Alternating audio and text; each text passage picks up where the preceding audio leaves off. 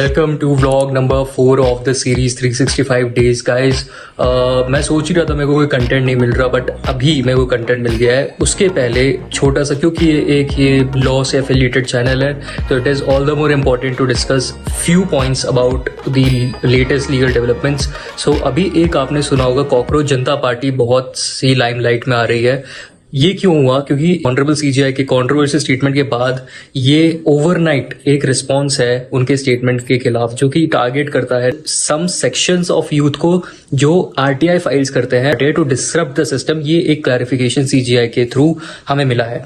तो अभी दो व्यू पॉइंट्स है। एक जो इसको सपोर्ट करते हैं, ऑफ कोर्स आपने देखा होगा 5 दिन के अंदर ही इनके 15 मिलियन फॉलोअर्स क्रॉस कर गए।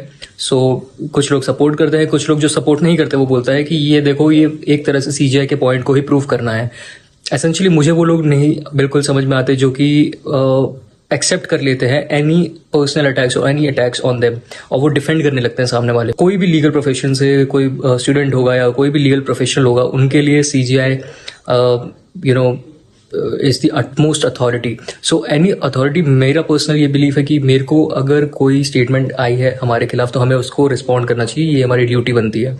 सो अब इनकी पॉलिटिकल एफिलिएशन कुछ भी हो, जो कि लोग इनको विरोध कर रहे हैं, बोल रहे हैं कि आपसे एफिलिएटेड है या आप आम आदमी पार्टी से जुड़े रहे हैं। इनके फाउंडर जिनका नाम है अभिजीत दिपके, वो एक्चुअली सोशल मीडिया मैनेजर रहे हैं आप आम आदमी पार्टी के पहले, बट नॉनदलेस उनका वो एफिलिएशन छोड़ के पर्सनली मैं ये सोचता हूँ कि अगर कोई भी स्टेटमेंट जो यूथ को पर्सनली टारगेट करती है एक तरह से कह के कि ये आरटीआई फाइल करते हैं सिस्टम को डिस्टर्ब करने के लिए, ये अनजस्ट है। क्योंकि हमारे को ही फंडामेंटल राइट जो कि आर्टिकल 19 में एनश्राइंड है, freedom of speech and expression, उसका एक फेसेट है राइट टू इन्फॉर्मेशन, जो कि हमें वेरियस जुडिशियल प्रोनाउंसमेंट से ही मिला है। तो मेरे को कहीं से भी ये नहीं लगता कि ये एक तरह से हमारा सिस्टम को डिस्टर्ब करने का है। अगर ऐसा होता तो आपको उसके साथ गाइडलाइंस इशू करनी चाहिए थी, जो कि अभी तक कोई गाइडलाइंस आरटीआई के in regards to the RTI there is no such guidelines as of now. So ये हमारा एक लीगल राइट है जो हम एक्सरसाइज कर सकते हैं और कोई हमें इस पे क्वेश्चन नहीं कर सकता। ये एक पॉइंट मैंने अपना पॉइंट ऑफ व्यू रखना था, जो कि मैंने रख दिया है। अब आपका है, आप कमेंट सेक्शन में कमेंट डाउन करो कि कैसा आपको लगता है। चलो अब आते हैं व्लॉग पे। सो ये है मेरा वेकेशन का डे 7। अभी मेरे को घर पे आए 1 हफ्ता हो गया है और मैं सोच ही रहा था कि यार कोई कंटेंट नहीं मिल रहा है, क्या करूं, बट मेरे घर में ढूंढने से बहुत सारी चीजें मिलती है।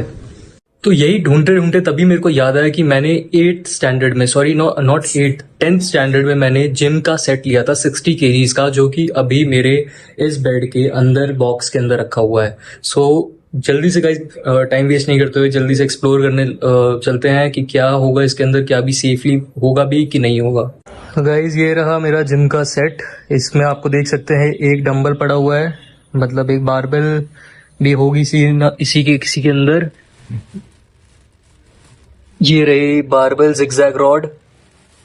मेरे पास 5 kgs के हैं और 10 kgs का एक बड़ी प्लेट है। आई बिलीव 15 kg का नहीं होगा मेरे पे। ये एक और मेरे को सेट मिल गया, चलो भगवान की कृपा से। ये लगा हुआ है इसके अंदर, ये बहुत इंपॉर्टेंट था तो वेट्स को रोकने के लिए। तो इसको गाइस जल्दी से बाहर निकाल के फिर आपको मैं पूरा सेट दिखाता हूँ कैसा लगता है।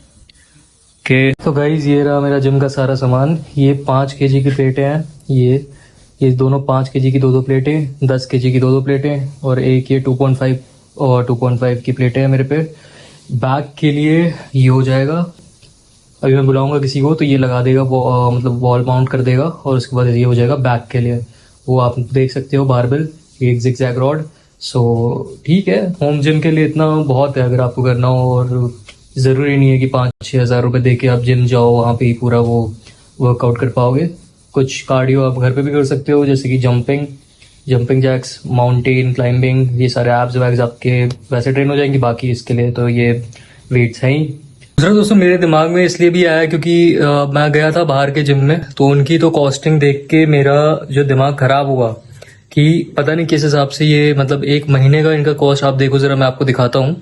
तो दोस्तों ये रही इनकी 1 महीने की कॉस्टिंग। ये आप नीचे पैकेजेस देख सकते हो। पैकेजेस मंथली 9,000, डिस्काउंट करके 7,800, हाफ ईयरली इनका 28,000, ईयरली 40,000, क्वार्टरली यानी 3 महीने का इनका 19,000। तो ये तो इनकी कॉस्टिंग है। इसमें आपको ये प्रोवाइड करते हैं daily yoga, open luxurious ambience वगैरह वगैरह, अपना चिल्ड शावर, कौन सा स्टीम बाथ, पूल टेबल। तो इनका ये सीन था। तो मैं तो आया यहाँ पे सिर्फ 2 महीने के लिए, तो वो सीन हो गया। तो इसलिए इससे बेटर अपना यही है, तो हम यही करेंगे जितना हो सकेगा। उसके बाद तो कॉलेज आ ही जाएंगे। कॉलेज का मेरे को तो लगता है ये कॉलेज से भी अच्छा है। तो ठीक है गाइस, ये रहा मेरा छोटा सा ब्लॉग आज का, ये था। अब देखते हैं अगले दिन का क्या कंटेंट होगा। जैसा भी होगा will keep you updated. Take care, bye bye.